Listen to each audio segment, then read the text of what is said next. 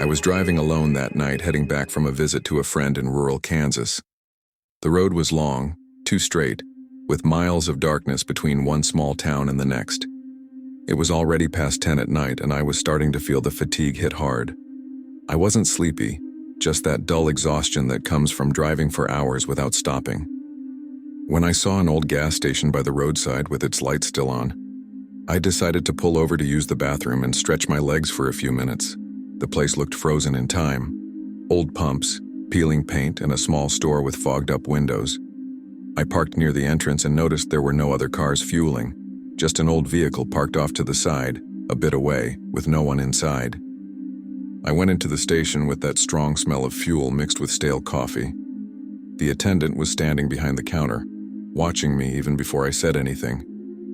As soon as I got closer, he spoke to me in a sharp tone, asking what I wanted. I said I needed to use the bathroom and maybe buy some water. His reaction was immediate and disproportionate. He said the bathroom was broken and that I couldn't stay there. He said it too fast, without really looking at me, like he was repeating something he'd already said before. I tried to argue that it would only take a minute, that I'd been driving for hours, but he cut me off, saying I needed to leave now, not later, not in a few minutes, now. The way he said it didn't sound like concern. It sounded like urgency mixed with anger. While he was talking, I noticed movement through the side window of the store. Two men were standing outside, leaning against the building, partially hidden by the shadows. They weren't talking, weren't smoking, weren't on their phones. They were just watching. One of them was looking straight inside, directly at me without trying to hide it. The other kept shifting his gaze between me and the road. My body went into full alert immediately. I looked back at the attendant, who was now repeating that I needed to leave, saying it wasn't a good place to be stopped at night. I tried to stay calm and said again that I just needed to use the bathroom, that I wasn't going to cause any trouble. The attendant slammed his hand on the counter hard enough to make the coins in the register rattle. He said I wasn't understanding, that the place had problems, and that I shouldn't be there. He didn't explain what those problems were. He just repeated the word as if that were enough. As he spoke, I noticed his tone wasn't exactly threatening. It was nervous. There was something behind the rush, like he wanted me out of there before something else happened. I looked back at the men outside. One of them had changed position and was now closer to the door, still leaning against the wall with his arms crossed. The other had stepped a bit farther away and seemed to be watching the road, as if waiting for something to arrive. Neither of them came in, but neither of them left. It felt like I had interrupted some dynamic that didn't involve regular customers. The station didn't seem poorly run. It seemed like a place where my presence wasn't expected. I decided not to push it any further. That wasn't the kind of situation where proving a point was worth it. I took a step back and said I was leaving. The attendant didn't respond. He just watched me as I walked toward the door. When I stepped outside, the cold night air hit my face, but it didn't bring any relief. One of the men pushed himself off the wall and walked a few steps toward my car without saying anything. He didn't get too close, but close enough to make it clear he was watching every move I made. The other stayed where he was, now looking straight at me, as if judging whether I really was leaving. I got into the car and started the engine immediately. As I backed up, I saw the attendant come out of the store and stand in the doorway, watching too. No one tried to stop me physically. No one shouted. No one ran. Still, the pressure was unmistakable. The message was simple. Leaving was the only acceptable option. I pulled back onto the road, trying to convince myself that it had just been a strange gas station with rude people. I drove for a few minutes trying to relax, but something didn't sit right. I glanced at the rearview mirror almost by reflex, and that's when I noticed dark headlights appearing behind me. At first, I thought it was just another car on the road, but I quickly realized it was keeping exactly the same distance. Far enough not to light up my interior, close enough not to be coincidence. The road was straight with no nearby intersections, and even when I sped up a little, the car behind did the same. No high beams, no attempt to pass, just following. My heart started pounding, and the argument at the gas station came rushing back. The attendant's urgency, the two men watching, the way everything seemed calculated to get me out of there quickly. I began to understand that maybe he hadn't been trying to kick me out of anger, but out of fear, or because he knew I shouldn't have stopped there. I slowed down on purpose, just to test it. The car behind slowed down too, keeping the exact same distance. That erased any doubt. The road felt even emptier now, like the world had shrunk to that stretch illuminated only by my headlights. There was no real shoulder, just dark dirt and open fields on both sides. I thought about stopping, but the idea of sitting still there with that car behind me made my stomach knot. I also thought about calling someone, but I didn't even know what I'd say. A car with its lights off is following me sounded too vague, almost paranoid. Still, I kept my phone on my lap, screen lit, ready. After a few miles, I saw a sign for a turnoff to a secondary road. I slowed slightly to read it, and the car behind slowed too. That's when I decided to test it for real. I turned on my signal and took the side road, an even darker route with no lighting at all. The steering wheel felt heavy in my hands. A few seconds later, I saw the dark headlights make the same turn behind me. No hesitation, no doubt. The confirmation hit like a weight in my chest. I wasn't being followed by chance. It had started at the gas station. My pulse was too fast to think clearly, but one thing became obvious. Stopping at that station had never been a safe option. The attendant's reaction began to make disturbing sense. He hadn't tried to call the police, hadn't asked for help, hadn't threatened me. He'd just wanted me gone quickly, before something solidified. Maybe I'd arrived too early, maybe too late. The fact was, I was there when I wasn't supposed to be. The side road ran through open fields. No houses, no lights, no sign of help. The car behind stayed dark and silent, keeping the same distance as if measuring every meter. I tried accelerating, pushing my car beyond what felt comfortable for that rough road. The other vehicle did the same, never turning its headlights on, not even for a second. That scared me more than any obvious chase. This wasn't someone impulsive. This was someone who knew exactly what they were doing, someone who didn't need to be seen. I thought about pulling over and trying to turn around, but there wasn't enough space, and stopping completely felt worse than staying in motion. All I could do was keep going, hoping to reach some lit area, a small town, anything that would break that pattern. After several more minutes that felt far too long, I saw the first lights of a small town on the horizon. It wasn't much, maybe a few gas stations, a market, scattered houses, but to me it felt like a safe harbor. I felt a cautious relief without lowering my guard. As I got closer, the car behind began to fall back. This time it didn't speed up with me. It stayed behind for a bit. Then, a few meters before the first streetlight, it slowed almost to a stop. I looked in the mirror and saw only the dark outline of the vehicle, stopped at the edge of the road, headlights still off, as if it had no interest in going any farther. I entered the town without looking back again. I parked at a modern, well-lit gas station and sat in the car for a few minutes, breathing deeply, trying to calm my body. Everything there seemed normal. People coming and going, cars fueling, nothing out of place. Even so, I couldn't shake the feeling that it had only ended because I had crossed an invisible boundary, one that wasn't marked on any map. While I drank a coffee and tried to pull myself together, I thought about the old station's attendant, his nervous manner, the two men watching. For the first time, I considered that maybe he'd been trying to help me in the only way he could. After that night, I avoided driving alone on rural roads whenever I could. I know it sounds exaggerated, but the feeling of having stepped into something I didn't fully understand stayed with me for a long time. I never told this story to many people because it's hard to explain without sounding paranoid. There was no direct confrontation, no explicit threat, just a sequence of signs too clear to ignore once everything fits together. The thing that bothers me most isn't the car following me, it's what came before it.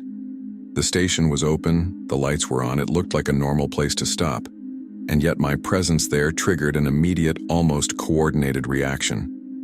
The attendant, the two men outside, the car that appeared afterward. Everything suggested that the place worked best when no one stopped there by mistake. Maybe the attendant knew exactly what happened there after a certain hour. Maybe he just knew it was safer to drive strangers away than deal with the consequences. These days, whenever I pass similar roads, I pay closer attention to where I stop. Not every open gas station wants customers. Story 2. I was heading home after spending a few days with my family for the holiday. It was already past 1 in the morning, and I had decided to take a secondary road in Pennsylvania to avoid traffic on the larger highways, even knowing that meant driving through long, poorly lit stretches. I was a college student at the time, used to driving at night, but that specific hour always makes everything quieter than it should be. The radio was on low, more to break the silence than to really listen, and the road felt endless, with dense trees on both sides and very few signs indicating any nearby towns. I had been driving for almost 40 minutes without seeing another car when I noticed something stopped on the shoulder to the right. It was a dark vehicle, with no headlights on, completely motionless, as if it had been abandoned there. I slowed down slightly out of reflex, trying to see if there was anyone inside or any sign of an emergency, but I couldn't make out anything beyond its silhouette. The moment I passed it, at the exact second my car was a few meters ahead, the vehicle's headlights suddenly turned on in my rearview mirror, far too bright, lighting up the entire interior of my car. I jumped in my seat more from surprise than anything else. Instinctively, I pressed a little harder on the accelerator, trying to create distance. The car behind me began moving almost at the same instant, pulling off the shoulder and onto the road, as if it had been ready for that moment. What made me more nervous wasn't the fact that it was following me, but the way it did it. There was no rush, no hesitation. It simply entered the road and maintained a constant distance, as if it had calculated exactly where to stay. A few seconds later, its headlights shut off completely, plunging my rearview mirror into darkness. Before I could process that, they turned back on, bright again, then turned off once more. This pattern repeated several times, always without any change in the distance between us. I started to feel a tightness in my chest that was hard to ignore. This didn't feel like someone lost or dealing with a simple electrical issue. It was too deliberate. I sped up a little and the car sped up with me. I slowed slightly to test it and it slowed as well. The headlights kept turning on and off, sometimes staying off long enough for me to almost forget it was there, until they suddenly came back on, flooding my car with white light. The silence of the road only made everything more tense. There were no houses, no gas stations, no visible intersections. Just me, my car, and that other vehicle that seemed to be playing with my attention. I tried to rationalize the situation, telling myself it might be someone with malfunctioning automatic headlights or someone trying to signal something. But the more I thought about it, the less sense that made. There were no horns, no attempt to pass, no gestures indicating a warning or a request for help. Just that game of light and shadow, repeated with a precision that unsettled me. At times, I turned the radio off completely to try to hear the sound of the engine behind me. But all I could hear was my own car cutting through the asphalt and the wind slipping through the window seams. It felt like I was being followed on purpose, not out of necessity. After a few minutes, I started sweating cold despite the air conditioning. I picked up my phone and thought about calling someone, but I didn't want to take my attention off the road or try to explain the situation while it was still happening. I checked the GPS looking for an exit, any detour that would take me to a more populated area. There was a small town marked a few kilometers ahead, identified only by a name I didn't recognize. I decided I had to reach it. I increased my speed a bit more, even knowing that road wasn't meant for it. The car behind responded immediately, keeping the same pace, as if my decision hadn't changed anything for it. As my speed increased, I became more aware of every detail of the car behind me. Even when its headlights were off, I could make out its outline against the lighter strip of asphalt. It didn't look new or distinctive. It was too ordinary, the kind of car you wouldn't remember after passing it during the day. Maybe that was what made everything more uncomfortable. There was nothing specific to focus on, no detail that helped me understand who was there or what they wanted. It was just presence, a constant, silent presence that reacted to every choice I made on the road. When the road began to curve gently, I thought maybe it would slow down or give up. It didn't. With each curve, I saw the headlights briefly turn on, illuminating the surrounding trees, then shut off again. It gave me the sense that the driver behind wanted to make sure I knew they were still there, without fully revealing themselves. It wasn't an open chase. It was something more careful, almost patient. The longer I drove, the clearer it became that this wasn't improvised. It was a test, and I was responding to it without meaning to. My body was already exhausted from holding the tension when I began to see signs of lighting in the distance. They weren't strong lights, just a few spaced-out street lamps and the faint reflection of storefronts or houses. Still, it was enough to give me cautious hope. I thought that once I reached even a minimally lit area, the car might give up. The road widened slightly and signs appeared indicating a lower speed limit and pedestrian presence. I slowed down a bit, more for safety than obedience. The car behind slowed with me. The headlights kept turning on and off, but now they seemed more spaced out, as if the driver were assessing the environment. When I passed the first lit intersection, something changed. I glanced quickly at the rearview mirror, expecting to see the headlights turn on again, but there was nothing. No lights, no outline, no reflection. The car simply wasn't there anymore. I slowed even more, nearly stopping, trying to understand whether it had turned onto a side street or shut its lights off completely again. There were no nearby streets close enough to explain it. In just a few seconds, the road behind me was empty and silent, as if I had been driving alone all night. The absence was as abrupt as the presence had been constant. I drove for a few more minutes without being able to relax, expecting at any moment to see the headlights reappear behind me. They didn't. The road now ran between scattered houses and small closed businesses, all lit well enough to remove that sense of total isolation. Even so, I kept checking the rearview mirror frequently, as if my body was still reacting to what had been happening earlier. I parked for a few moments on a side street just to breathe and try to organize my thoughts.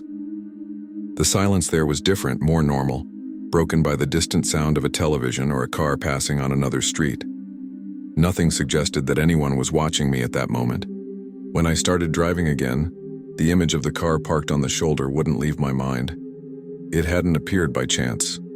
It was stopped exactly at a point where I would have to slow down, as if it had been waiting for someone to pass. The fact that it disappeared as soon as I reached a lit area made me think the goal had never been to catch me or stop me. It was to see how far I would go, how I would react, how long I would endure that silent pressure. The more I thought about it, the clearer it became that it hadn't been a typical pursuit. It had been a test of limits, carried out with too much calm to be impulsive. I got home much later than planned, my body still on high alert. I parked in front of my building and sat in the car for a few seconds with the engine running, looking into the rearview mirror one last time, as if expecting that other vehicle to appear out of nowhere again. Nothing happened. I went up to the apartment, locked the door, and left the keys on the table, feeling that heavy fatigue that doesn't come just from the body, but from the mind. It took me a long time to fall asleep that night. Every time I closed my eyes, I remembered the exact moment the headlights turned on behind me, as if someone had flipped a switch at precisely the right time. In the days that followed, I tried to tell the story to a few friends, but I quickly realized how strange it sounded when said out loud. One car following another on the road isn't, by itself, unusual. What I couldn't convey was the rhythm, the precision, the calculated silence. It wasn't someone in a hurry or someone lost. It was someone reacting exactly to my choices, as if they were more interested in observing the process than the outcome. None of my friends took it very seriously, and I even started to question whether I was exaggerating. Still, every time I drove on a secondary road at night, that feeling came back. A few weeks later, out of curiosity more than necessity, I drove that same road again during the day. In daylight, everything looked too ordinary to support the fear of that night. The shoulder where the car had been parked had nothing special about it, just a strip of packed dirt and tall grass. There were no recent tire marks, no sign that anyone regularly parked there. Even so, when I passed that specific spot, I felt the same tightness in my chest, as if my body recognized something my reason tried to dismiss. The road continued calmly, cars passing in both directions, nothing out of place. In a way, that was what bothered me most. Over time, I accepted that I might never know who was in that car, or what their real intention was. What became clear to me was that that presence didn't need to go any further to achieve its goal. It didn't try to cut me off, didn't try to force me to stop, didn't try to show itself. It just followed, controlled the distance, turned the headlights on and off to make sure I was aware. And when I reached a lit environment with more eyes and more possibilities, it simply disappeared, as if the experience had ended there, at the exact point where it stopped being comfortable for them. Today, whenever I drive on secondary roads in the early morning hours, I pay far too much attention to details. Cars stopped in unlikely places, headlights that appear and disappear too quickly, movements that seem to respond to mine. Maybe it's just excessive caution, maybe it's memory. But that night in Pennsylvania made it clear to me that not every car stopped on the shoulder is broken, and not every pursuit needs to be explicit to work. Sometimes all someone wants is to see how far you'll go before you give up.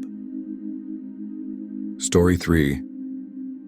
I was driving alone through rural Mississippi that night, heading back from a short visit to a distant relative. It was late, already past midnight, and I had chosen a smaller route to shorten the trip, even knowing I would lose cell phone signal for long stretches. The road was narrow, bordered by low woods and pasture land with no lighting at all beyond my own headlights. I wasn't in a hurry, but I wanted to get home before exhaustion turned into sleep. The radio was off and the silence was so constant that any noise from the car seemed louder than usual. That's when I felt a slight jolt, followed by a strange sound coming from the front of the car. It wasn't violent, but it was enough to put me on alert. A few seconds later, a warning light came on the dashboard, and the engine began to lose power gradually. I had no choice but to pull over onto the shoulder, which barely had enough space for the car to be fully out of the lane. I turned off the engine and sat there for a few seconds trying to understand what had happened. There was no cell signal, no houses nearby, no other cars passing. Just the empty road and the distant sound of insects in the darkness. I got out of the car slowly, feeling that mix of frustration and heightened awareness that comes when something goes wrong far from any help.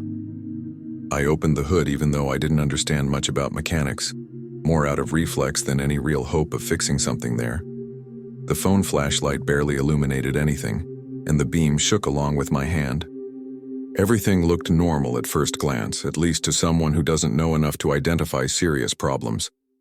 I closed the hood and went back to the driver's seat, already thinking about waiting for a car to pass so I could ask for help, or trying to start the car again after a few minutes. I wasn't stopped for even 2 minutes. I know that because I checked the dashboard clock several times while thinking about what to do. It was during that very short interval that I saw lights appear in the rearview mirror. An old pickup truck was coming down the road, slowing as it approached me. It pulled over just ahead of my car, as if it had already decided to stop there. The driver got out almost immediately without hurry and walked toward me with a confidence that didn't match the situation. Before I could explain anything, he said it looked like a belt problem, as if it were the most obvious thing in the world.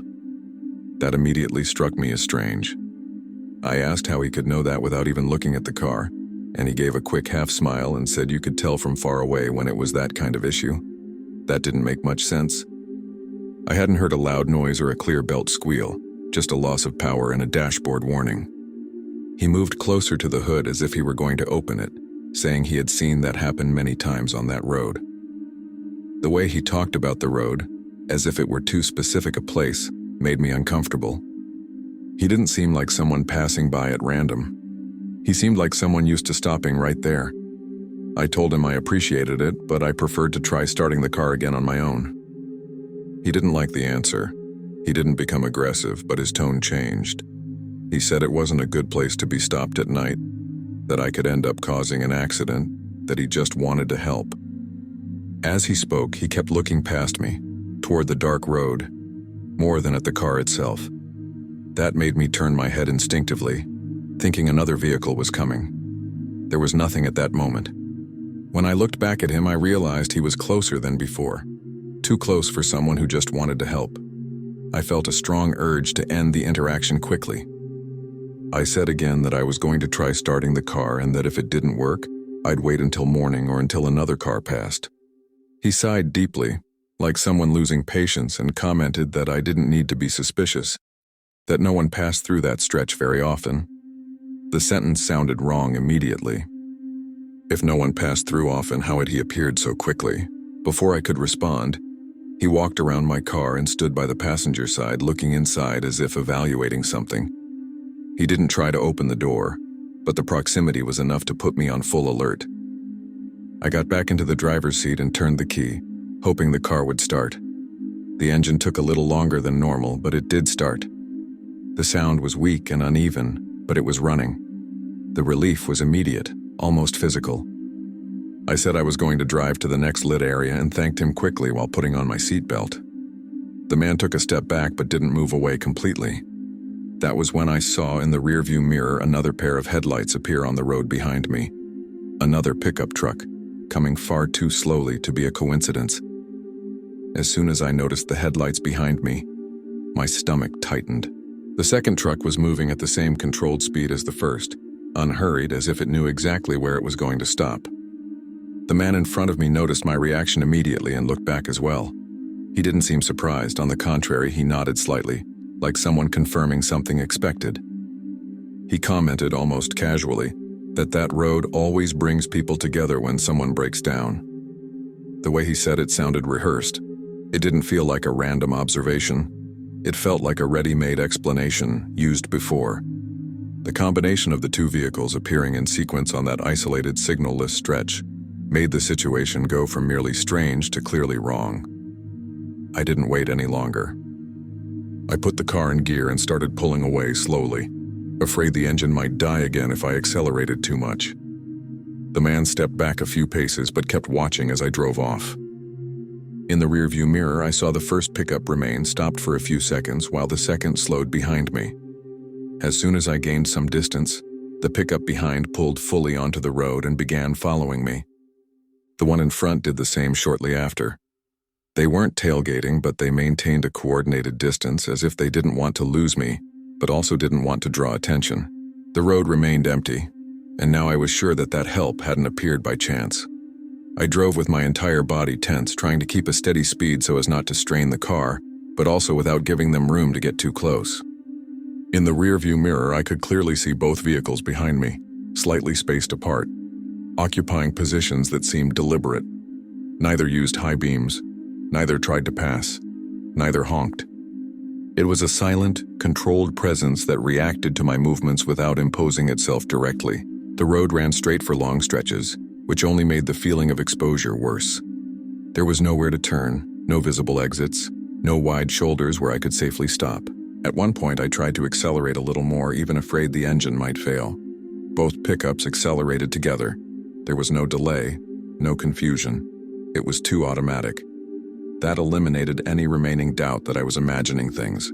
They were deliberately accompanying me, calmly as if there were no need to rush. I began desperately searching for any sign of light ahead, anything that indicated proximity to a town or a larger intersection. The dashboard showed only a few kilometers until a stretch where the GPS indicated a more traveled state road. I started counting the distance in my head, trying to stay calm while the fear steadily grew. When I finally saw stronger lights in the distance, I felt relief mixed with suspicion. It wasn't a big town, but I could see taller streetlights and the reflection of some low buildings. The road began to widen and signs appeared indicating reduced speed and an upcoming intersection. I slowed a bit, more out of caution than obedience, and watched in the rearview mirror. Both pickups were still behind me, but something about them changed. The front one slowed more than I expected, creating a larger gap. The one behind maintained its distance but no longer felt as close as before. It was as if they were assessing the new setting. As soon as I entered the truly lit area with closed shops and a modern gas station across the road, the dynamic broke. The nearer pickup slowed even more and turned onto a side street without signaling. The other followed for a few seconds and then did the same, each going a different way as if they had never been together. There was no attempt to follow me beyond that point. No final approach. I checked the rearview mirror several times, trying to be sure they wouldn't reappear, but the road behind me was empty. The silence that followed was almost as heavy as the pursuit had been. I pulled into the first safe place I saw, a larger, well-lit gas station with a few people outside smoking and talking. I sat in the car for a few minutes before getting out, breathing deeply, feeling my hands tremble on the steering wheel. The engine still seemed unstable, but it was running. I got out and stayed near the entrance where other people could see me, just to regain a sense of normality. No one there seemed to notice anything wrong. To them, I was just another person who had stopped late at night. That gave me a strange perspective. Everything that had happened minutes earlier had left no visible trace. While drinking a weak cup of coffee from the machine, I tried to piece the whole sequence together. The mechanical issue too minor to justify stopping there, the pickup appearing too quickly, the driver knowing which part had failed before any inspection, the second pickup arriving at the exact moment I refused help. None of that, on its own, proved anything. But together, it formed a pattern that was hard to ignore. The help hadn't been a coincidence. It had been a response to something they were already expecting to happen on that specific road. I stayed there for almost half an hour before getting back on the road, just to be sure no one was waiting outside. When I finally continued my trip, I chose busier routes, even if it meant taking longer to get home. For the rest of the drive, any pickup that appeared in the rearview mirror made my body react automatically, even knowing most had nothing to do with what had happened. The feeling of being evaluated, observed, didn't fade quickly. It was as if that road had left an invisible mark, something I carried with me even far from there. In the days that followed, I thought a lot about the behavior of the first man. He didn't seem like someone trying to rob me, nor someone desperate for money. There was no direct request, no threat, no attempt to get into the car. What there was insistence, positioning, and perfect timing. He knew where to stop, when to stop, and what to say to seem helpful. The second pickup confirmed what I already felt. That help wasn't spontaneous. It was part of something larger, something that only worked if the stranded person accepted staying there long enough. The fact that they gave up as soon as I reached a lit area made it clear that their limit wasn't moral, it was visibility. I never found out exactly what would have happened if I had accepted the help. And maybe that's what's most disturbing. There was no confrontation, no violence, nothing concrete to report. Just a sequence of decisions that could have ended very differently. The mechanical problem was real, but too small to justify what came after. Even today, I still wonder if the car would have failed again a few meters ahead if I had stayed stopped longer. Or if the idea had never been to fix anything at all, just to keep someone isolated long enough for other options to disappear. After that night, I started trusting less in help that appears too quickly in the wrong places. On deserted roads, time usually drags. Nothing happens in less than 2 minutes without a reason. That experience taught me that some people don't show up to solve a problem, but to take advantage of the fact that it exists. And when help arrives before you even ask for it, already knowing exactly what went wrong, maybe that's a sign it wasn't an accident. Today, whenever I drive on isolated roads and feel the car falter, I keep going as far as I can, even if it means pushing the engine a little more, because that night in Mississippi made it clear to me that stopping isn't always the safest option, especially when someone already seems to be waiting for you to need help. Story 4. I had been traveling alone for almost the entire day when I decided to stop at that motel. It was already past midnight, and I was too tired to keep driving safely. The road was a long, dark strip cutting through the New Mexico desert, with few signs of life beyond the occasional headlights of distant trucks. The motel appeared like most others in that region, an old flickering sign, a low U-shaped building, and a wide gravel parking lot. It didn't look inviting, but it looked sufficient. All I wanted was a quick shower and a few hours of sleep before getting back on the road at dawn. I parked near the office and immediately noticed that the parking lot was completely empty. No other cars besides mine. I found it strange, but not enough to leave. In small towns and isolated highways, that happens. I went into the office and was greeted by a quiet man who barely looked up while checking me in. I took the key, walked to the indicated room, and unlocked the door. The place smelled like old cleaning products mixed with dust, as if it had been closed for too long. Still, I locked the door, dropped my backpack on the floor, and sat on the bed, feeling that immediate relief of finally stopping. After showering, I turned off most of the lights and lay down, still dressed without the energy to do anything else. The room became silent too quickly. It wasn't the usual roadside motel silence with cars coming and going or doors slamming occasionally. It was a continuous, heavy silence, broken only by the low hum of the old air conditioner. I spent a few minutes staring at the ceiling, waiting for my body to relax. That's when I heard the first sound in the hallway. Footsteps, slow, dragging, passing in front of my room and continuing on. I thought it might be another guest arriving late, but I quickly dismissed the idea. The parking lot had been empty when I arrived, and I hadn't heard any cars come in afterward. A few minutes later, the footsteps returned, now coming from the opposite direction. This time, they stopped briefly in front of my door. There was no knock, no voice, just that short silence as if someone were standing there evaluating. My body tensed immediately. I waited to hear the classic sound of a wrong key or someone fiddling with the handle, but the footsteps resumed and continued down the hallway. I tried to convince myself I was overreacting, that maybe it was cleaning staff or the clerk checking rooms. Even so, the feeling that something didn't add up had already settled in, and sleep felt farther away by the minute. Time passed slowly after that. I tried to close my eyes, but I stayed too alert to every sound coming from outside. The footsteps came back once more, now accompanied by a different noise. Drier, like someone discreetly testing something metal. I soon realized it was the sound of a doorknob being turned carefully, not mine, but one from a nearby room. The movement was slow, almost respectful, as if whoever was there didn't want to make any noise at all. The sound stopped. There was a short pause, and then I heard the same thing at another door. It moved down the hallway methodically, room by room, always with regular intervals.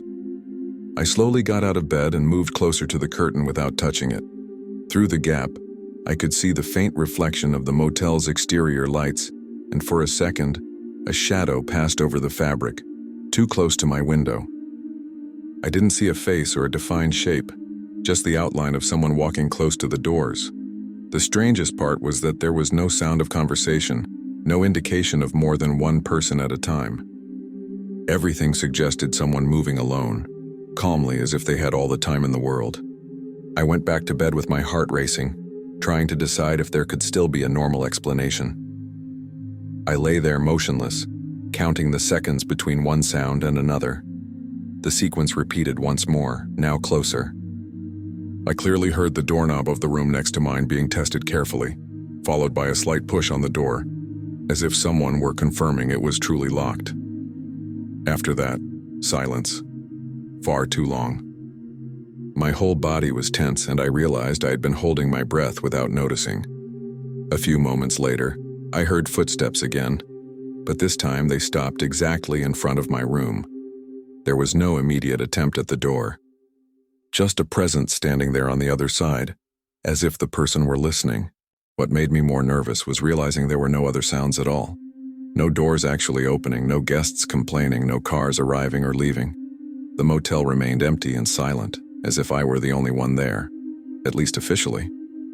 The shadow crossed the curtain again, slower this time, and stopped for a second right in front of the window. I could see the darkening of the fabric, as if someone were standing too close, perhaps leaning in to look inside. I didn't move a muscle, I didn't turn on the light, I didn't make a sound. The idea of drawing attention at that moment seemed worse than continuing to pretend I was asleep. After a few seconds that felt much longer, the shadow moved away and the footsteps resumed down the hallway. I heard the sequence continue toward the far rooms, always the same way. Stop, test, gently push, move on. The regularity was what disturbed me the most. It didn't sound like someone drunk or lost. It sounded like someone following a process, as if checking for something they already expected to find. I lay there with my heart pounding, trying to decide whether I should leave the room immediately or if that would just put me face to face with whoever was outside. At some point, exhaustion overcame fear for a few minutes, but I never truly fell asleep. It was that state where the body rests, but the mind stays alert. I was jolted by a sound very close, too clear to ignore. My doorknob being turned slowly. There was no force, no rough attempt. Just a careful turn, as if someone were testing how far they could go without making noise. The latch held. There was a short pause, and I felt a slight push on the door, almost imperceptible. Then total silence again. I stayed frozen, eyes open in the dark, trying to control my breathing so it wouldn't give away that I was awake. The silence after the attempt at my door was worse than the earlier sounds. There was no way to tell if the person was still there, standing just outside, or if they had already moved on. The hallway seemed to swallow every noise. The air conditioner made a low, irregular sound. and every time its rhythm changed, my body reacted as if it were a step approaching. I thought about the empty parking lot, the deserted reception, the fact that I hadn't seen a single other guest enter since I arrived. The idea of being the only official occupant of that motel began to weigh on me uncomfortably. After some time I can't measure, I heard the footsteps finally move away, heading toward the end of the hallway. There were no more door tests, no more shadows crossing the curtain. Even so, I couldn't relax. I sat on the bed staring at the door, expecting the handle to move again at any second. I decided I wouldn't wait until morning. I gathered my things quietly, put on my shoes slowly, and unlocked the door with extreme care. The hallway was empty, lit by weak bulbs that cast long shadows on the floor. I walked to my car, trying not to make noise, with the constant feeling that someone might appear from behind one of the doors at any moment. I reached the car and unlocked it with a trembling hand. Before getting in, I looked around the parking lot one more time. It was still completely empty, just as it had been when I arrived. No new cars, no open doors, no lights on besides the distant office. I started the engine and pulled away slowly, not accelerating right away, afraid of drawing attention. Only when I reached the highway and saw the first lights passing quickly across the windshield did I feel a minimal relief, still cautious, as if it could be interrupted at any moment. I drove a few miles before stopping in a lit area to breathe for real. That was when I remembered something basic I hadn't done: check the room door. I slowly drove back along the shoulder to the motel, determined only to take a quick look and leave for good. I parked far from my former room and carefully walked up to the door. The weak hallway light illuminated the wood unevenly. When I got closer, I saw the marks. 2 dirty handprints with long fingers pressed against the door at the height of the latch. They weren't marks of a hard shove. They were marks of someone trying to open it slowly, carefully, maintaining control to avoid making noise. I stood there for a few seconds, trying to accept that this had happened while I was on the other side of the door, pretending to sleep. I didn't touch the door. I didn't try to wipe anything away. I went back to the car and left without looking back. I didn't stop again until the sky began to lighten, already far from there. What disturbed me most wasn't the attempt to enter the room, but the method. There was no rush, no force, no mistake. Whoever had been in that hallway knew exactly what they were doing and seemed to count on the motel being empty enough to allow it. To this day, I think that maybe that place didn't have guests for a reason, and that I simply shouldn't have stopped there that night. After that experience, I never stayed at a roadside motel again without first checking whether there were other cars in the parking lot. And whenever I enter a room, I watch the door more closely than before. Because that early morning in New Mexico made it clear to me that some places aren't empty by accident. Sometimes they're empty because those who know what happens there prefer that no one stays long enough to notice. Story 5. I was driving alone in the early hours of that morning, heading home after an extra shift that had ended later than expected. I took a rural road in Arkansas that I had used before, nothing completely unfamiliar, just long and poorly lit. It was already past 1 a.m., and fatigue was starting to set in, but I felt alert enough to keep going. The radio was low, more like background noise, and the GPS indicated I would be home in a little over an hour. That's when I saw the first orange signs warning about roadwork and a mandatory detour a few miles ahead. I slowed down as the signs indicated and followed the detour without thinking too much. The signage seemed clear at first, with reflective arrows and spaced cones guiding the way off the main road. I entered a narrow secondary road, lined with trees on both sides, and continued on, expecting to rejoin the highway further ahead. The first few minutes felt normal, just darker than usual. The problem began when I realized it had been far too long since the last sign. No new arrows, no cones, no indication of continuation. Even so, I kept going, convinced the signage would reappear at any moment. After a few miles, I started paying closer attention to the surroundings. The road had become narrower and more uneven, with stretches of packed dirt mixed with old asphalt. There was no real shoulder, just tall brush and dense trees. The GPS still showed the route as active, but the path looked too generic, as if it were simply assuming the road led somewhere familiar. I slowed down and even stopped for a few seconds, hoping to see another detour sign or some sign of construction. There was nothing. No lights, no equipment, no sound of machinery.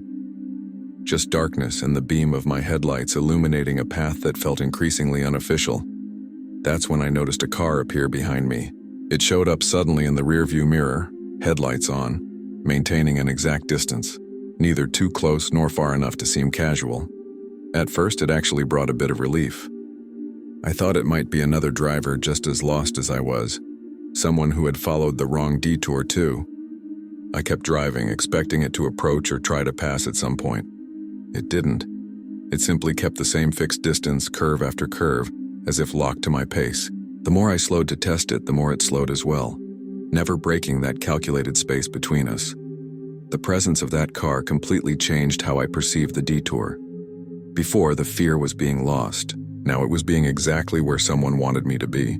I looked at the dashboard again and tried to recalculate the route on the GPS, but the signal fluctuated, jumping between roads that didn't seem to match what I saw ahead.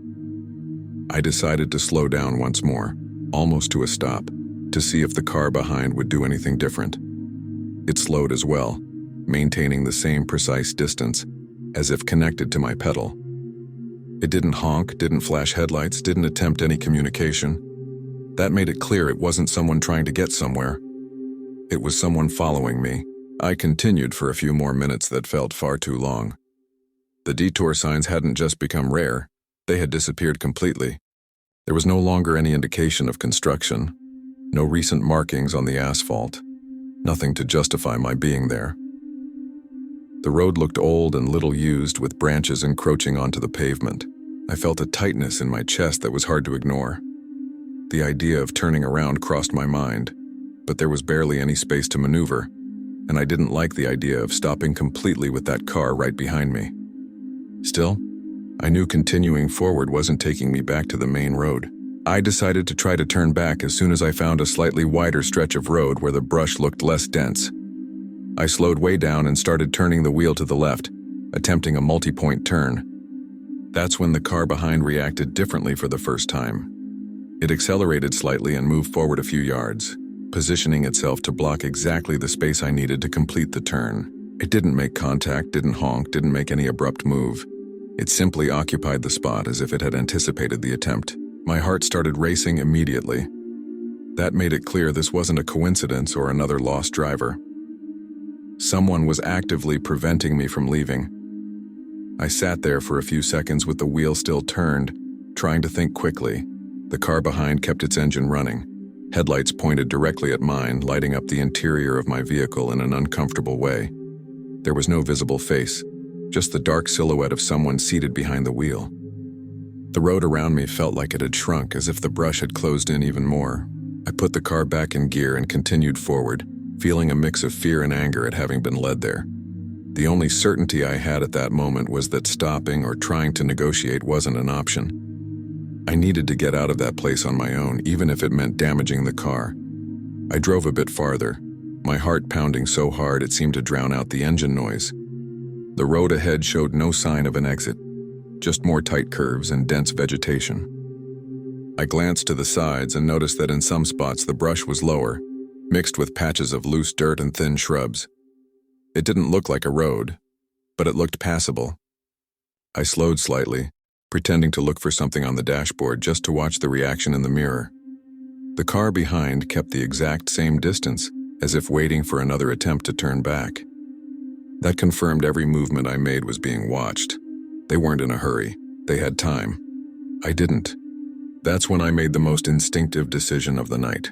I turned the wheel hard to the right and accelerated straight into the vegetation, ignoring the sound of branches hitting the bodywork and the uneven impact of the ground beneath the tires.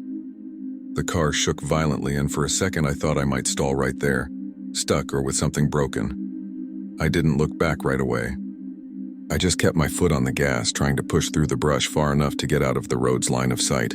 When I finally dared a quick glance in the rearview mirror, I saw the other car's headlights still on the road, stopped, not following me. They stayed there, motionless, lighting up the spot where I had disappeared, as if assessing whether it was worth going further. I drove through the brush for a few seconds that felt much longer, until I reached a patch of firmer ground that led into an even narrower road, almost invisible at first glance. I didn't stop to think whether it was a real road. I just kept going, trying to maintain control as branches scraped the paint and banged against the doors. Only after I had gotten far enough away did I slow down and take a deep breath for the first time since it started. I checked the mirror repeatedly, expecting to see the headlights reappear behind me. They didn't. Darkness returned completely, broken only by my own headlights. I followed that improvised road until many minutes later, it connected to a larger paved route. When I saw a familiar sign pointing toward a nearby city, I felt such a strong relief that I had to pull over to compose myself. The car was covered in dust, with branches stuck in the front grille, but it still ran. I sat there, trying to understand how I had been led off the main road without realizing it, how the signs had simply vanished, and how that car had appeared at the exact moment I was most vulnerable. There was no simple explanation that accounted for everything. In the days that followed, I tried to mentally retrace the entire route, looking for any point where I might have misread the signage. I checked the GPS again, reviewed route history, and even searched for news about roadwork in that specific area of Arkansas. I found nothing. No registered closures, no official detours at that time, no mention of nighttime construction. The more I researched, the clearer it became that the signs I had followed were not part of a normal detour, or at least not one active that night. That didn't explain who had placed the signage or why it disappeared after leading me for miles. What bothered me most was the behavior of the car behind me. It didn't try to stop me early when the road was still reasonable. It didn't try to scare me with high beams or aggressive approaches. It simply waited. It waited until I was far enough from the highway, far enough from any help, and only reacted when I tried to turn back. The maneuver to block my return was far too precise to be improvised. There was no hesitation, no miscalculation. It was as if that road had a point of no return, and I had crossed it exactly when they wanted. I never saw that car again, and I never knew who was driving it. There was no chase after I escaped, no attempt at contact, no direct consequence beyond fear and scratches on the car. But the feeling of having been guided, not just followed, stayed with me for a long time. It wasn't a random encounter on the road. It was a gradual, silent process that only worked because I trusted the signs, the detour, the idea that it was temporary and official. The road closed behind me not with a gate or barrier, but with the absence of choice. Today, whenever I see detour signs on rural roads in the early hours, I pay far too much attention. I look for cones, machinery, lights, anything that indicates real activity. Because that night in Arkansas made it clear to me that not every detour exists to protect you from construction. Some exist only to see how far you'll go when you believe you're still on the right path, and to make sure that when you try to turn back, it's already too late. Story 6. I was driving alone that night through rural Montana, heading back from a visit that had ended later than planned. It was already past midnight and the cold was starting to bite, the kind that seeps through the cracks of the car even with the heater on. I didn't know the area well, but the GPS seemed reliable enough to guide me back to the main highway. Before I realized it, I had missed a poorly marked exit and ended up on a narrow dirt road, surrounded by tall trees and dense brush. I thought about turning around immediately, but the road continued forward in a relatively straight line, so I decided to keep going for a few minutes until I found a better place to turn around. The dirt road looked little used but not abandoned. There were recent tire tracks and the ground was still compact without deep ruts. The silence was almost total, broken only by the sound of the tires crushing small stones and the engine working in low gear. There were no houses, no streetlights, no signs of human presence, just darkness and the beam of my headlights cutting through the road ahead. I began to feel that mild discomfort that comes when you realize you're more isolated than you'd like to be, but still nothing that felt truly dangerous. That changed a few minutes later when I saw something blocking the path. My headlights illuminated a thick log laid almost from one side of the road to the other. It wasn't small, and it wasn't something a car could simply drive over. I stopped a few meters away and watched for a few seconds, trying to understand where it had come from. The log looked relatively fresh, with lighter wood visible in some spots, as if it had been cut or broken not long ago. There were no other branches scattered around, no signs of a fallen tree nearby. It didn't look like the result of wind or anything natural. Even so, my first thought was that someone might have left it there by accident, perhaps after some kind of work in the area. I turned off the car and stepped out carefully, immediately feeling the cold hit my face. The silence was heavy, different from the usual quiet of a rural road. I grabbed the log with both hands and tested its weight. It was heavy, but it seemed possible to drag it if I put in the effort. That's when I heard the first sound coming from the brush to my left. A sharp crack like a branch being stepped on. I froze immediately, trying to listen more closely. A few seconds later, I heard another similar sound, now from the opposite side of the road. They weren't running footsteps or clumsy movement. They were slow, spaced steps, as if someone were moving carefully around me. My body went into full alert. I stood there with my hands still on the log, trying to convince myself it could be an animal. That area had wildlife, and I knew that. But the sounds didn't match. There was no rushing, no irregular noise of something heavy pushing through brush. The steps were too controlled, with long pauses between each one. I slowly let go of the log and took a few steps back, moving toward the car without fully turning my back on the brush. The cold felt sharper now, and I felt a chill run up my arms despite my jacket. That's when a flashlight turned onto my right. A firm white beam, first pointed at the ground, then slowly rising to illuminate part of the road. Before I could react, another flashlight turned on the opposite side. Then another one, slightly behind me. No voices, no warnings, just lights appearing in different positions as if the people were already standing there before I had even stepped out of the car. It clicked in that instant. The log wasn't there by chance. This wasn't a natural obstacle. It was a blockade. For a few seconds, I was completely frozen, trying to figure out how many people were there and what exactly they wanted. The flashlights didn't move randomly. They advanced slowly, closing the space around me without any rush. None of them shone directly into my face for long, as if they didn't want to blind me or scare me too quickly. Everything was calculated. My car was right behind me, the driver's door still open, the interior lit by the dashboard lights. The idea of trying to start the car in reverse crossed my mind, but I realized almost immediately that I wouldn't have time. The lights were too close now. Instinct took over before any real reasoning could. I turned my body sharply and ran into the brush on the right side of the road, ignoring the biting cold and the branches hitting my face and arms. I heard muffled shouts behind me. Not clear words, just sounds of reaction, as if my escape hadn't been their ideal plan. I didn't look back. I just kept running, tripping over roots, feeling the uneven ground under my feet until I completely lost any sense of direction. The sound of the flashlights and footsteps faded behind me, swallowed by the darkness and the sound of my own breathing. I ran until my lungs started to burn, not knowing exactly where I was going. The woods were dense, with low shrubs and trees packed close together, the kind of place where one wrong step could mean a bad fall. Even so, I kept moving forward, guided more by fear than by any sense of direction. At times I slowed down and stood still, trying to hear if anyone was still following me. The silence returned too quickly, broken only by a faint wind moving through the trees and my own heart pounding far too hard. I didn't see any more lights, but that didn't bring immediate relief. Their absence was almost as frightening as their presence. After a while, how long I can't say, I found a more open area, like an uneven clearing. I leaned against a tree and tried to catch my breath, feeling my hands shake uncontrollably. That's when reality set in. My car was still back there. With my documents, a phone with no signal, my wallet, everything. The idea of going back to the road didn't feel like an option. Even without seeing the flashlights, I knew that area was under the control of someone who knew the terrain far better than I did.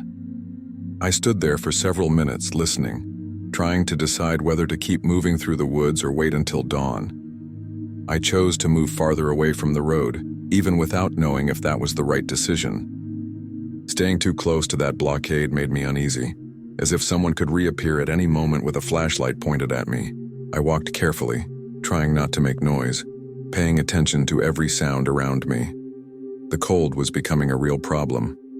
My hands were numb, and I could feel the muscles in my legs starting to stiffen. Still, I kept going, guided only by the vague sense that I needed to put distance between myself and that place and find something safer. Maybe higher ground or something that gave me a view without exposing me too much. After some time, I heard a distant sound coming from the direction of the road, an engine starting. I froze immediately, crouching behind a cluster of bushes, trying to see something between the trees. A few seconds later, I saw the faint beam of a flashlight sweeping the ground in the distance, followed by another one farther back. They weren't running or calling out. They were searching. The calm way they moved terrified me more than any shouting would have. It was as if they were certain I hadn't gone far, or that time was on their side. I stayed crouched there for a long time, trying to control my breathing so I wouldn't make noise. The flashlight beams never came close enough to light me directly, but I could see the movement between the trees, slow and organized. It didn't look like a desperate search. It looked more like someone checking an area they already knew well. At times, the light stopped completely as if they were listening. I remained motionless, feeling the cold cut through my clothes and settle into my bones. Every muscle in my body ached from being too tense, but I was afraid even to shift position. It felt like any small mistake could be noticed. After a while, the sounds began to move away gradually. The engine shut off again and the flashlights grew more distant until they disappeared entirely. I waited much longer than I thought necessary, just to be sure. When I finally stood up, my legs barely responded. I knew I couldn't return to the road that night. I kept walking through the woods until near dawn. I found an old fence marking the edge of a rural property. I followed the fence for a long time until I found a dirt access path that led to a smaller secondary road. That's where I finally saw real signs of ordinary human presence, recent tire tracks and trash tossed along the shoulder. I followed that secondary road with my body at its limit, feeling exhaustion crash down all at once as the adrenaline began to fade. I walked for what felt like an endless amount of time until I spotted an isolated house with a dim light on the porch. I didn't knock right away. I watched from a distance for a few minutes, trying to be sure it was a normal place, someone awake early for work, and not another mistake that night. When I finally gathered the courage and approached, I knocked softly. An older man opened the door, visibly confused but not hostile. I briefly explained that I had gotten lost, that my car was stuck farther back, and that I needed help. I didn't go into details. He let me use the phone and called local assistance. Later in daylight, I returned to the area with a tow truck and a county sheriff. The dirt road was exactly as I remembered it, but the log was gone. No sign of a blockage, no recent marks showing that anything had been placed across the road. My car was parked where I had left it, intact, doors closed as if no one had approached it after I ran. The sheriff listened in silence, asked a few questions, but it was clear there was nothing concrete to record beyond obstacle removed. There were no cameras, no witnesses, no evidence. What stayed with me from that night wasn't just the immediate fear, but the certainty that the blockade had been placed by someone who knew that road and that timing very well. The log wasn't there by chance, and the flashlights didn't appear spontaneously.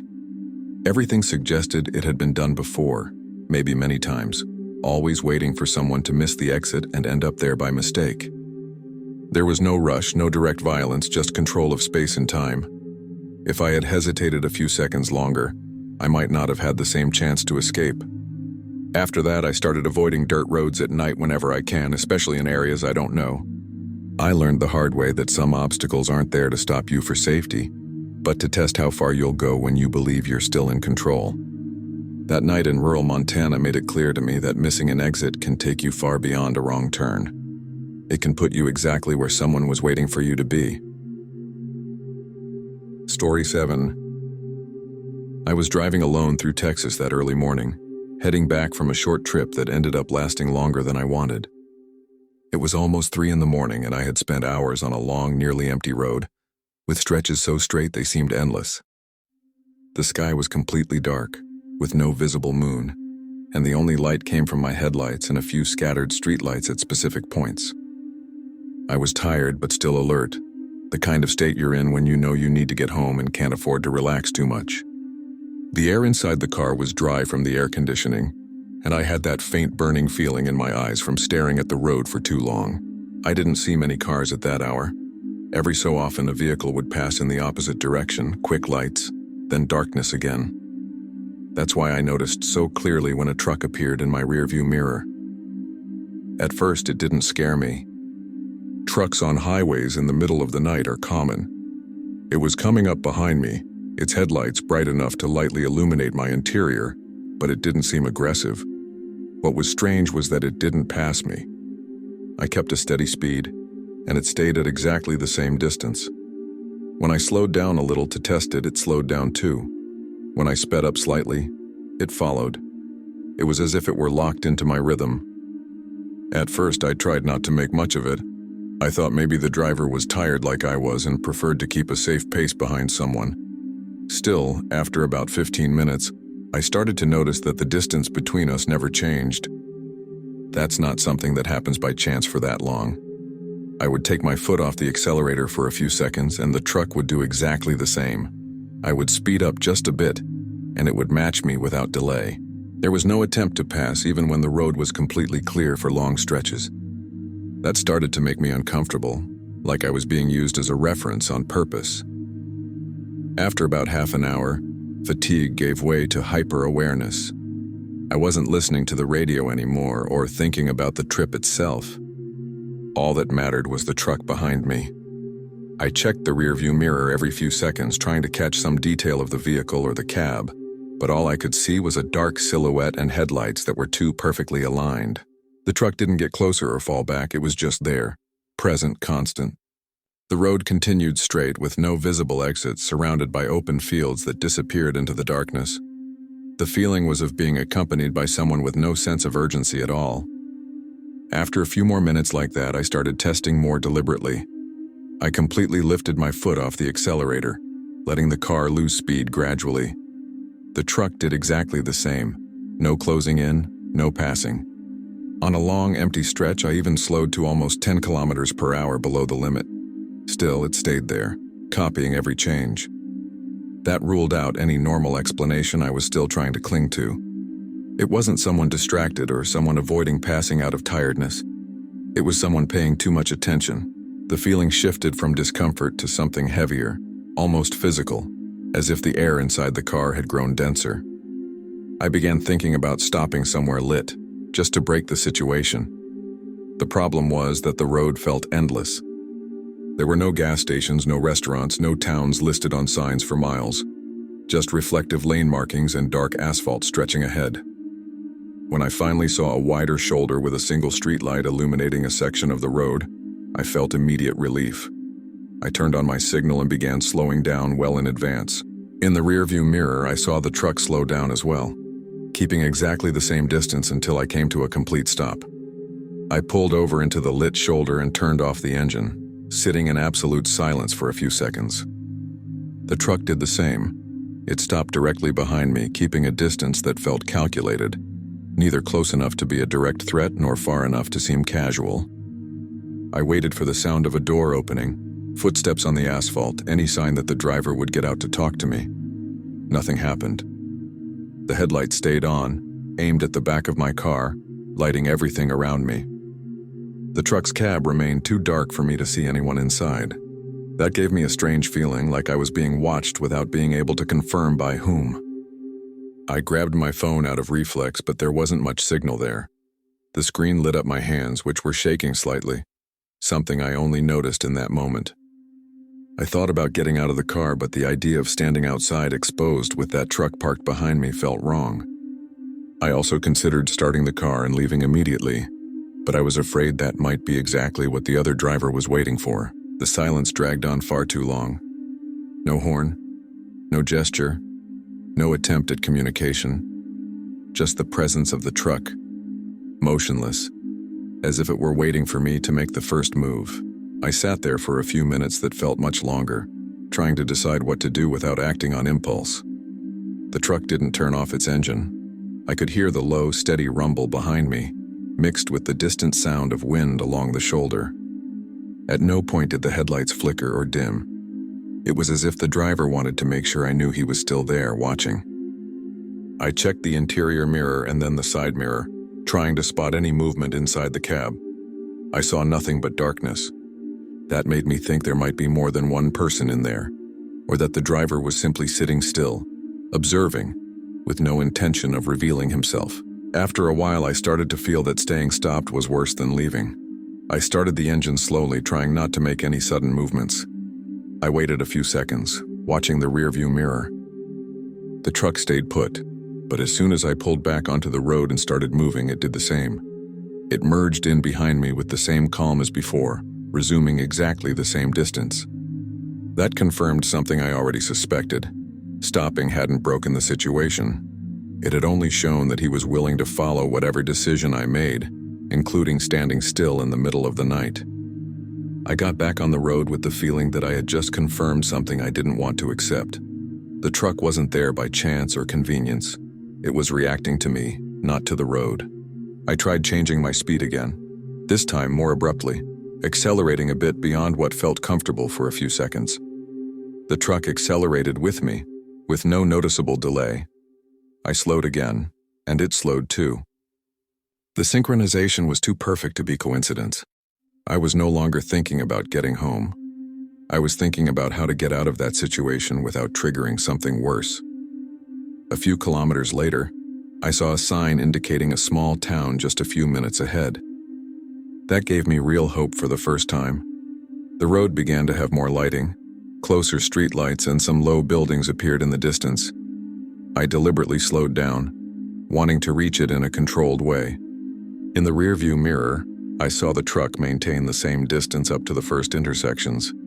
It was only when I entered a clearly urban area with traffic lights and a few houses with lights on that the truck finally did something different. It slowed down, signaled, and continued straight, not following me as I turned into the town. I drove into the town with my body still on high alert, as if the truck could change its mind at any second and reappear behind me. I drove a few blocks without a specific destination, just to make sure I wasn't being followed by another vehicle. I parked in front of a 24-hour convenience store, with people coming and going, and stayed in the car for a few minutes before getting out. I checked the rearview mirror several times, expecting to see those large headlights appear at the end of the street. They didn't. Even so, the silence that followed felt strange, almost too empty, like something had been abruptly switched off. Inside the store, I tried to act normal, but I noticed my hands were still shaking a bit as I grabbed a bottle of water. The clerk made casual conversation, asked where I was coming from, and I answered vaguely, without details. I didn't want to talk about what had just happened, not even to myself. I stayed there long enough to feel safe before heading back to the car. When I left, I took one last look down the road I had come from. Nothing. No truck, no heavy engine noise. Still, the feeling of having been followed for so long without explanation didn't fade easily. I got back on the road afterward, choosing busier routes even if they were longer. For the rest of the early morning, any truck that appeared in the distance made my stomach tighten reflexively. I knew most of them had nothing to do with what had happened, but my body reacted before reason could catch up. Several times I slowed down just to see if someone behind me would copy the movement. No one did. Even so, the memory of that truck keeping exactly the same distance for so long wouldn't leave my head. There was no direct threat, no aggressive gesture, but there was control. And somehow, that was the most disturbing part. In the days that followed, I tried to rationalize the situation. I thought maybe it was a tired driver using my car as a reference to stay awake. But that didn't explain stopping when I stopped. It didn't explain copying every speed adjustment for 40 minutes straight. It didn't explain keeping the headlights on, aimed at me, without any attempt at contact. The more I thought about it, the clearer it became that it wasn't distraction or coincidence. It was an active choice to follow, observe, and react, without ever fully revealing itself. I never found out who was driving that truck, or why they decided to follow me that way. There was no attempted robbery, no confrontation, nothing I could report as a concrete crime. Still, the experience stayed with me in a way that's hard to explain. It wasn't fear of something explicit, but the sensation of having been watched for so long, of having my movements mirrored with a precision that left no room for error. It felt like someone was testing my reactions, measuring my patience, waiting for me to make a mistake. Since that night, I drive differently on empty roads in the early hours. I pay attention to patterns, to distances that don't change, to behaviors that repeat too consistently to be natural. Because on that Texas road, it became clear to me that not every threat needs to close in or pass you. Some just need to stay exactly behind you, long enough to remind you that you're not as alone as you thought. Thank you very much for your company until the end. Your support is what gives life to this channel. If these stories have caught you, don't forget to leave your like and comment on your opinion. And if you are not yet part of our community, sign up now to receive the next real horror stories.